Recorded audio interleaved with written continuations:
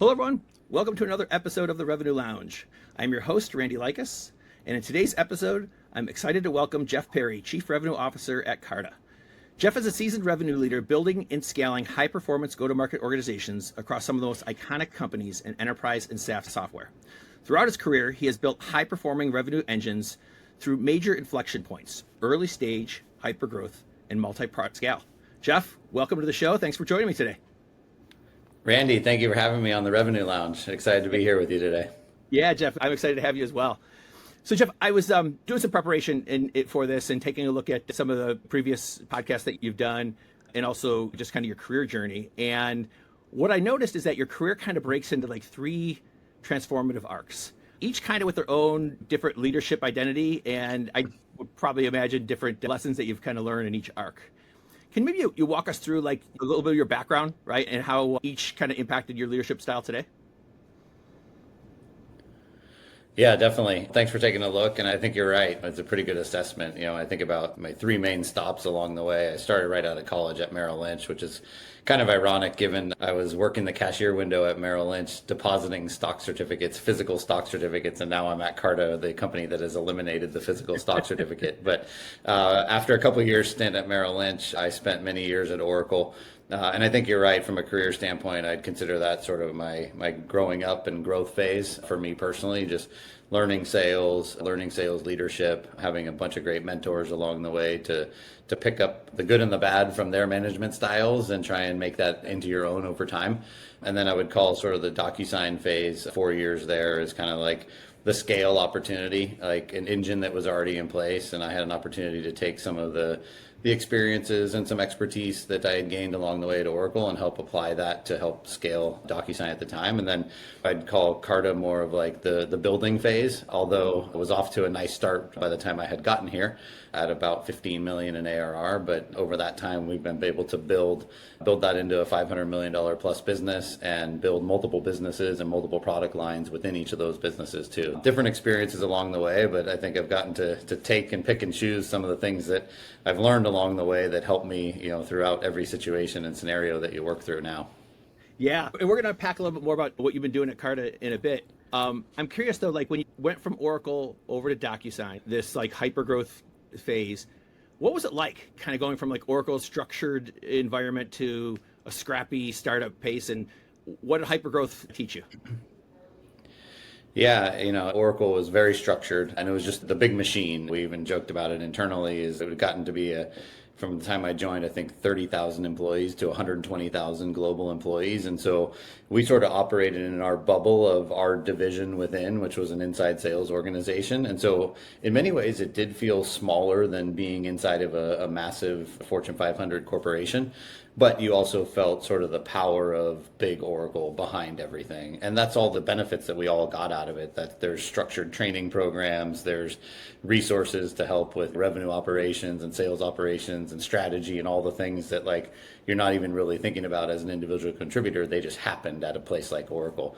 And then you get to somewhere like DocuSign where you're much more hands-on with those functions and doing the actual planning and then the execution of what that looks like. And, I see it as a step up, but many would look at it as like a downward or a sideways step. When I moved from Oracle to DocuSign, I think I had about 250 AEs almost at Oracle at that time and a massive quota.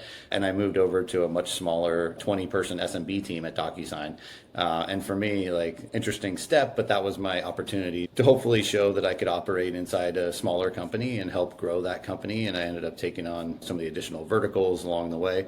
So that team, doubled in size and then took on some more responsibility. So just sort of different roles within. And sometimes like you have to get one door opened up to lead to the next door. And I did that at Oracle with the different opportunities inside of Oracle, and then had an opportunity to go to DocuSign, and then DocuSign opened the Carta door for me. Yep. Yeah, it's amazing how sort of one door opens to the next one, right? Exactly, yeah. I heard you say something in one of your interviews that just really struck a chord with me, which is a piece of advice that I got early in my career, which, don't be the hero, right? And be the quarterback. And the advice that I was given was like, don't win alone, right? To bring your team along with you. So what does that look like in practice inside a go-to-market organization? Maybe two perspectives, right? From the AE or the seller's perspective, but also from a leader's point of view as well. Yeah. I actually take a little different spin on it, which is don't lose alone. And that's the fear of failure that I keep, which is like, if I'm going to be the AE on this deal, like it does me no good to be at the end of a quarter and say, oh, I delivered this X 100K deal or the $1 million deal and be the hero at the end of the quarter.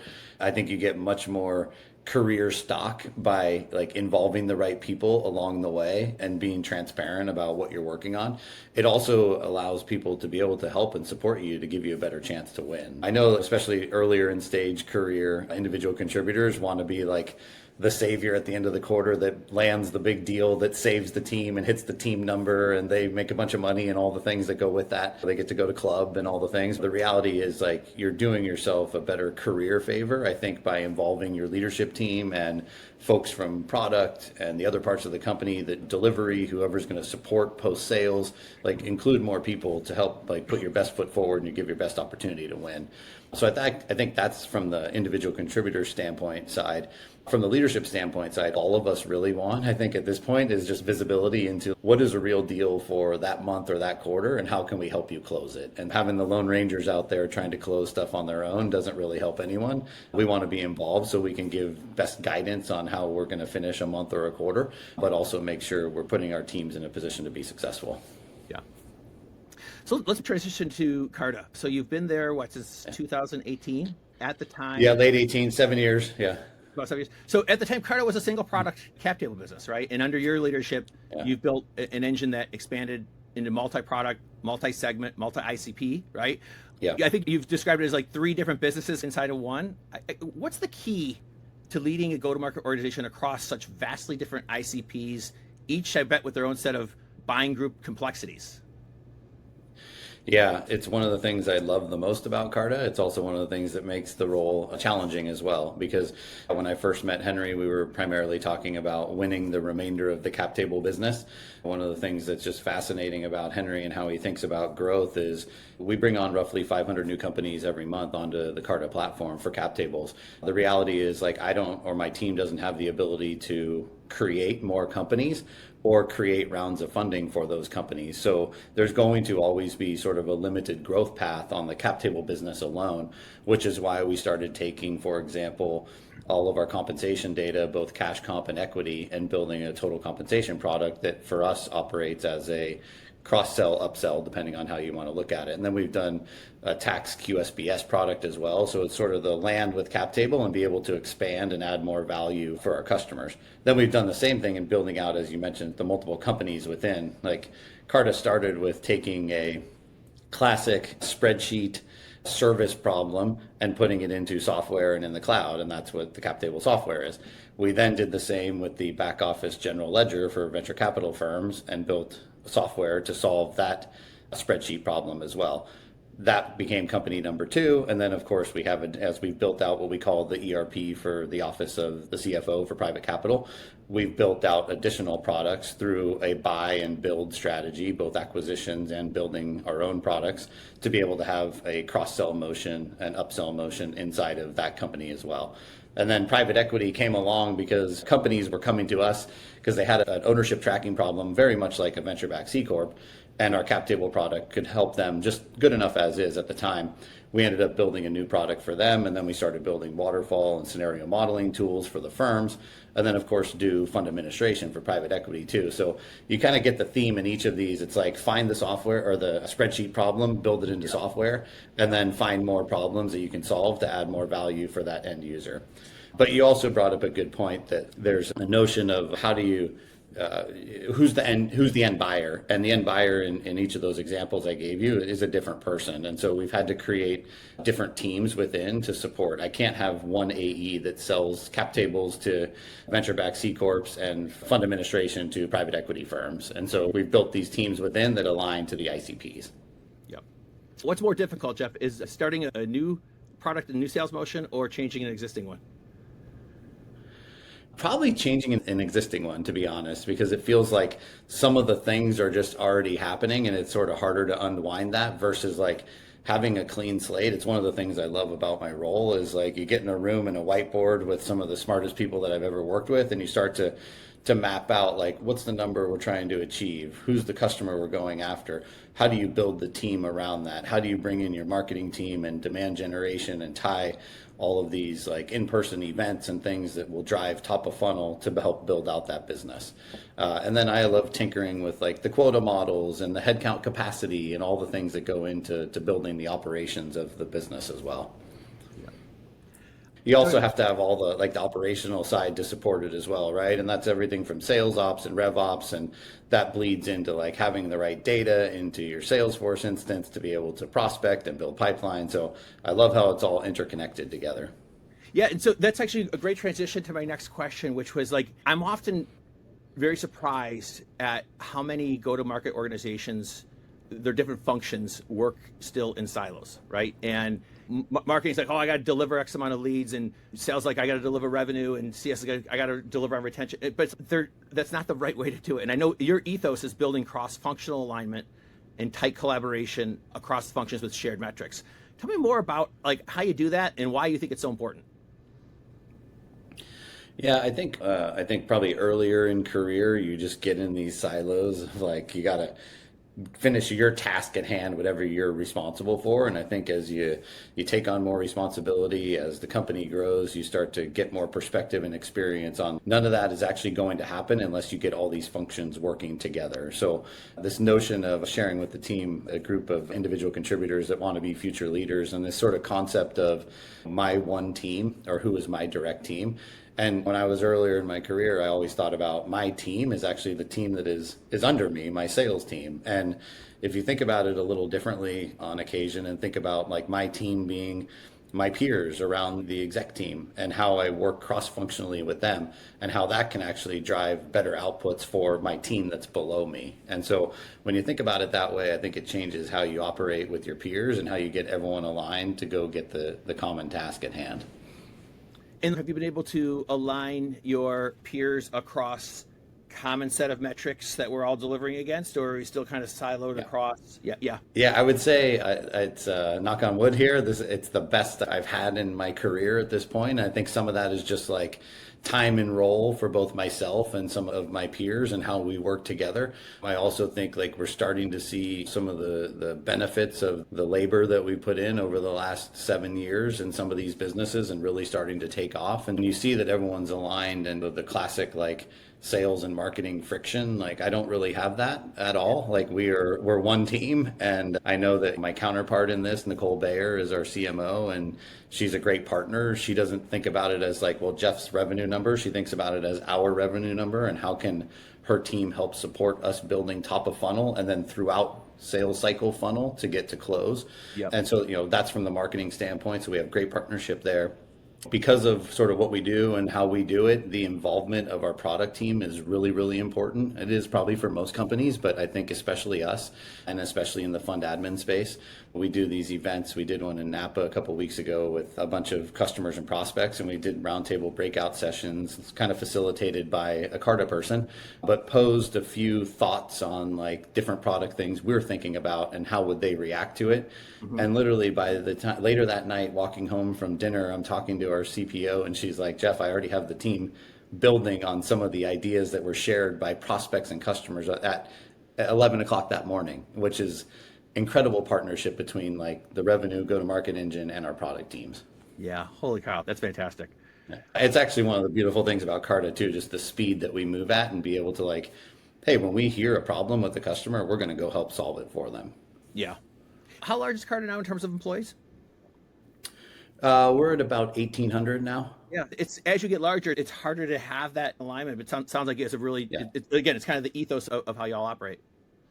It definitely is, yeah. When I joined late 2018, we were, I think, about 275 employees. So we've gone through kind of the rise. At one point, we were a little above 2,000. And in some businesses, we've been able to get much more efficient. And then we've been able to shift some of those resources to some of the new businesses that I talked about and how we're building those. And so, without that alignment across all of us, that doesn't happen.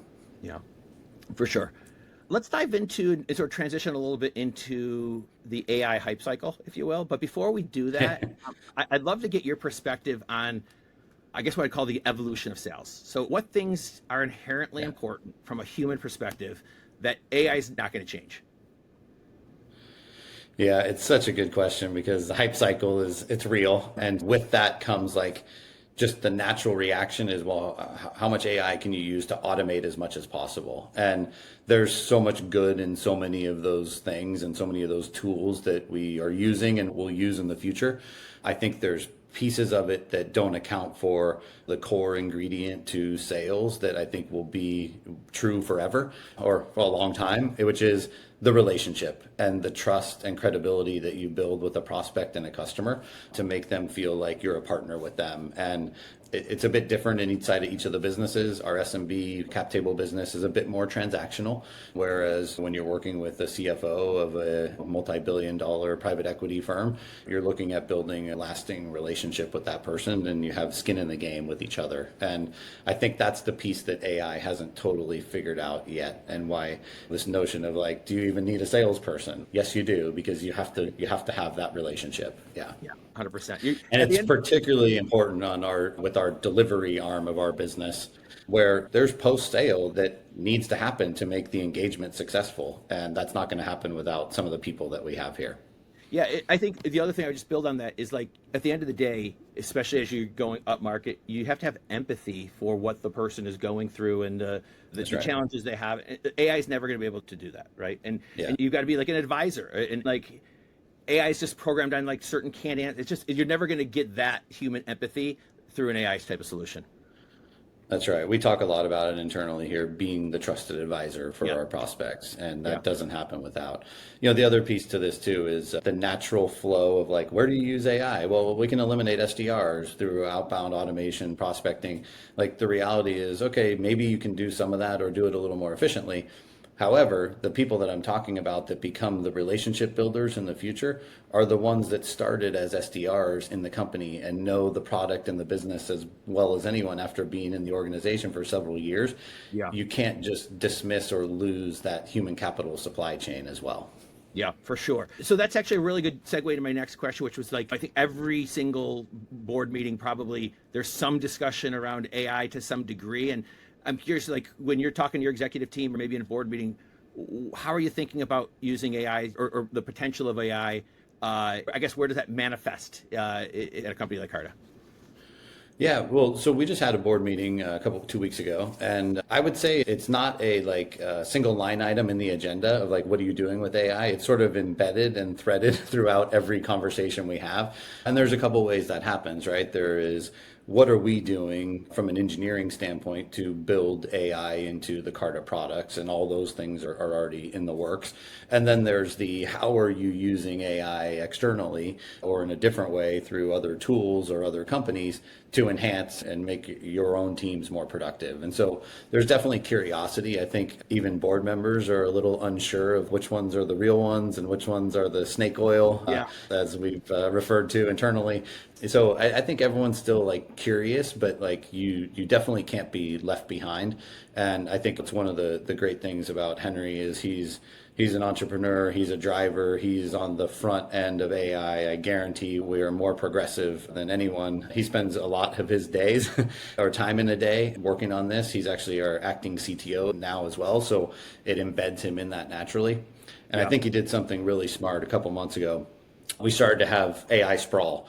And there were different functions in the business, all like buying different tools and experimenting with it in different pockets of the business without any connective, consistent strategy across the company for how we're using this. So he put a mandate in that said, if you want to consider buying AI, you have to generate a 3-minute or less video demo and share it with him on what it is, why we need it, what it does, the problem it solves, all the things, right? And it does a couple things, like it weeds out the garbage, because if you have to go through the actual effort of like creating the video, then it's real. If it should be considered if you actually will do that. If not, you won't put in the effort to do it. And then he asked a couple simple questions after that. If we think it's a decent idea, then it becomes like the next layer of questions is, okay, is this something we can just build on our own? Or is it something we should consider buying from someone else? And that's where you really sniff out some of the snake oil stuff. I was meeting with my SMB team yesterday, and they're like, Jeff, the amount of demos we've been doing with some of these AI tools is like, my leader's like, I get off the phone, he's like, these are things our AEs can do like in an hour. They build the same formula and N88 and N8N and they've got it. So you got to be a little cautious of like all these tools out there and like what you really need or what's right for you. Yeah, it's interesting because I think that you think about like years ago before SaaS, there's always a conversation that's happening is build versus buy. And I think Yeah. now in the world of AI, we're back to that, which is do we build it or do we buy it? And at the end of the day, whether it's a third party AI app that you build or whether it's something you build internally, the core data has to be solid as the foundation. Otherwise, it's going to fail, right? Just curious from a CRO standpoint. I know you've got your team that kind of worries about like the operational aspects of data, but where do you like where does bad data break down in your telemetry, your ability to maybe predict a number or get more efficient? Walk me a little bit more about sort of those breakdown points. Yeah, so I look at it a couple ways. I think from a sort of the forecast accuracy standpoint, I'm less concerned there because I feel like we have a pretty good handle on like what our pipeline is in that given month or quarter to close. Where I'd love a little more clarity, and if you have aspirations to become a public company at some point, like you have to be able to become really predictable and consistent multiple quarters, if not years out. So being able to have like the pipeline built and then the accurate data inside the pipeline from a conversion rate, a close rate, close loss reasons, all those things that we look at, you have to have that data accurate to be able to make the informed decisions of what really you can achieve from a growth rate. So there's that part of it, but I feel like we've done a pretty good job to this point. We all want more pipeline and faster, so the number's never enough, but like that's what we get to go try and solve for. The other piece of it is just sort of like the basic data. I get caught in this oftentimes where someone will reach out to me and want me to look at their product, and I do a little bit of a classic spin to them and said, I'm happy to look at your product, but I need you to consider you're putting your cap table on Carta at the same time, right? And occasionally I'll hit someone and they'll say, well, our cap table is on Carta. And I'm like, oh, I'm sorry, I wasn't aware of that. But that's because in our system, like, and it's reasonable explanation, right? They were doing business as a different name. And so the name they gave me doesn't match up. And so there are these data things inside that create a little bit of confusion sometimes that it feels like the more accurate we have, removing all the duplicates from our system, and the amount of data we gather over the course of the 12 years Carta has been in business, there's a lot of broken data inside of there. But the teams are working hard to get that scrubbed and as clean as possible as we prepare for being a much bigger company. Jeff, let's gets really difficult with the multiple product lines that I mentioned too. Oh, for and sure. The different The complexities involved in there, and the data governance changes as you get more complex. Yeah, for sure. All right, so let's transition to, I guess, a little bit more what I call a rapid fire or just top of the mind, what comes to your mind. So I've got a list of questions here, and first thing that comes to your mind, okay? What's the one question you as a CRO should always ask during a forecast call? What's your gut? Okay. Which one? Do you want me to elaborate on these at all? Oh yeah, for sure. So tell me more about that.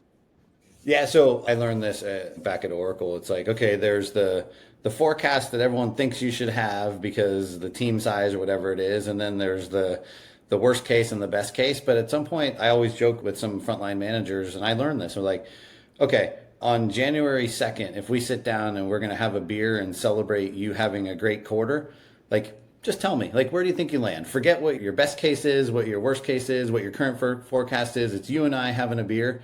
Yeah. What are you going to be? And we actually at one point put a column in a forecast spreadsheet with a couple beer mugs in it and said beers with Jeff, just like what's your gut, right? And what I'm trying to do, honestly, Randy, is like I'm trying to disarm them to be like just tell me right now in the moment, like how are you feeling about like the progress through the month or the quarter, and then the bigger deals that swing it. Just how are you feeling in the moment? And like I'm not holding you to this number. It's just get a pressure test.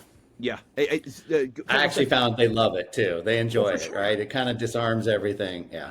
Yeah. Well, and it's, I mean, while data is always important and data is leading indicators, if you've been selling for a while, you have pretty good intuition in terms of like what's going to happen and what's not going to happen, that the data is just not going to show up and tell you.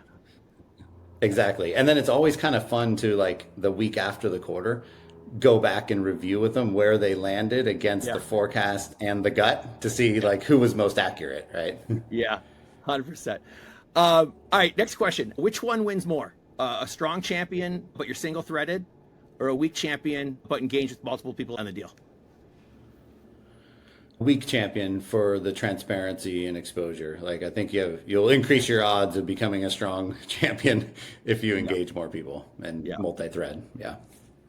What is the first leading indicator that you check every Monday morning? I instantly, I'll open up Salesforce and a report that we have that just tells me like where we are for the month.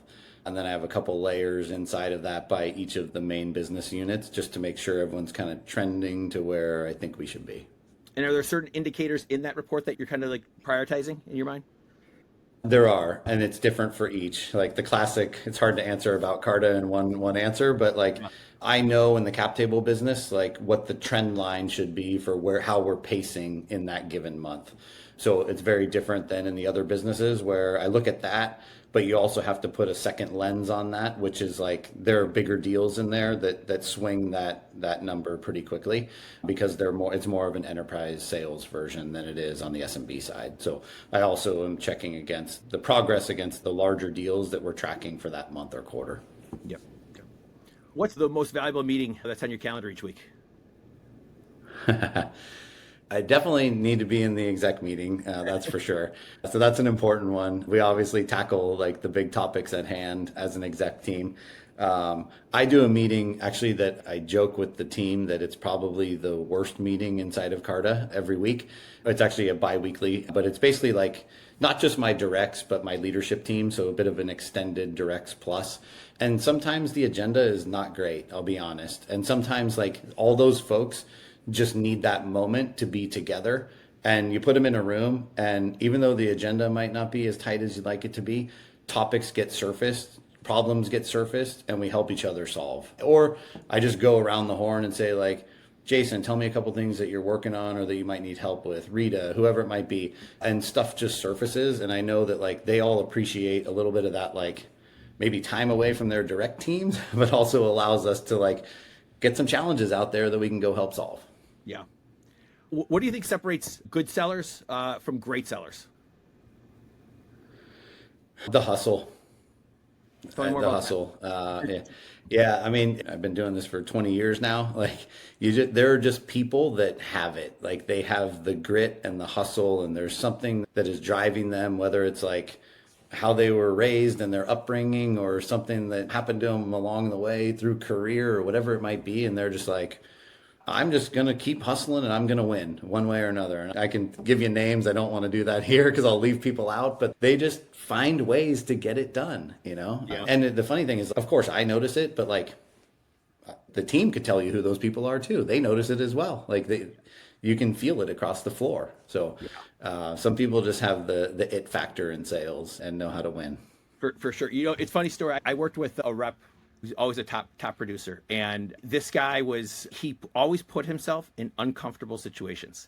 I think it was like there's something there about like just not being comfortable. And I think there's like a direct correlation to the fact to sort of like make yourself vulnerable and put yourself into something that you don't feel great about. That correlates to being able to just sort of push through the noise and get results. Oh yeah, the person I'm thinking of, he'll come right up to me and like, Jeff, I'm worried about this one. I'm like, hey, what do we need to do? How can I help? Do you want me to shoot? Like, well, give me till tomorrow. I'm like, okay, and they're pushing, you know. So yeah, some people have the ingredient. Yeah. So same question, but for your frontline managers. What separates a good frontline manager from a great frontline manager? Easy one. Like there's this fine line that happens when you shift from individual contributor to leadership role, and you can't just be the like I'm only and always just protecting the AEs. You have to think differently and bigger about the business, your team, the organization as a whole. And the answer can't always just be like yes in favor of every AE request or whatever it might be. And that's hard because oftentimes that was a person that was promoted right off of that team, and sometimes they're managing direct, you know, what were formerly peers.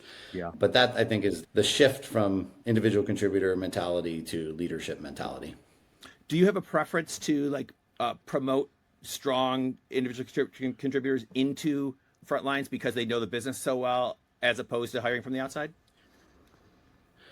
Look, my preference is it's a balance, but my preference is like we have really good people at Carta and people that have raised their hands expressing interest in leadership. And I believe like after all this time, like part of my role and responsibility is to develop future talent in leadership as well. I just did a meeting actually yesterday with a group of individuals that have worked on some projects to kind of dip their feet in this leadership path that we're taking them down. And so if and when we have the appropriate person to fill that role and we think they're capable and like we can give them the right support to be successful as a first time manager, I want to give those opportunities to our people. As I say that, I think we all have a responsibility to always be looking and listening externally as well, because you can always find, we hired a leader for our private equity business who comes with specific expertise in that area. And that's something we didn't have in-house. And so you always got to be looking for how can you like supplement the promote internally and provide opportunity there with bringing in some new ideas and fresh blood on all the things that you should be thinking about for the future too. Yeah. Okay, Jeff, last question. But I'm a product of getting opportunities, right? Like I'm a product of getting promoted internally. So yeah, I mean, you want to keep I also have a bit of, yeah, and I have a responsibility of like keeping and retaining good people and a little bit of like pay back what was paid forward to me at one point of someone giving me an opportunity to expand, right? So. Yes, for sure. All right, last question for you, Jeff, and then we can kind of wrap up. So when you're not working at Carta, right, and you want to decompress from everything, what do you do? How do you relax? Oh man, I grew up playing baseball in college. So I'm a sports guy. I just had a daughter graduate from Alabama, so I'll follow some college football. I spend time with family. I enjoy occasional round of golf. I don't have as much time for it, but if I can get out with some friends, dinners with friends, things like regular guy. Yeah. I'm always thinking about work, that's for sure. But it's nice to be able to, I guess, unconnect for a little bit and spend time with people that you care about. For sure. So I'm not sure where you grew up. I know you're in the Bay Area now, but who's your baseball team? Yeah. I'm Giants. I grew up in Belmont in the peninsula here. So yeah, kind of almost before Silicon Valley became Silicon Valley. So yeah, awesome. I've been here for all my life. Yeah. Cool. Well, Jeff, thank you very much. I really appreciate the time. I really enjoyed our conversation, and I think that you brought some really, really great insights. So appreciate you joining me today. That's another episode of the Revenue Lounge. Thank you, everybody, for listening. Take care. Thanks for having me, Randy. Of course.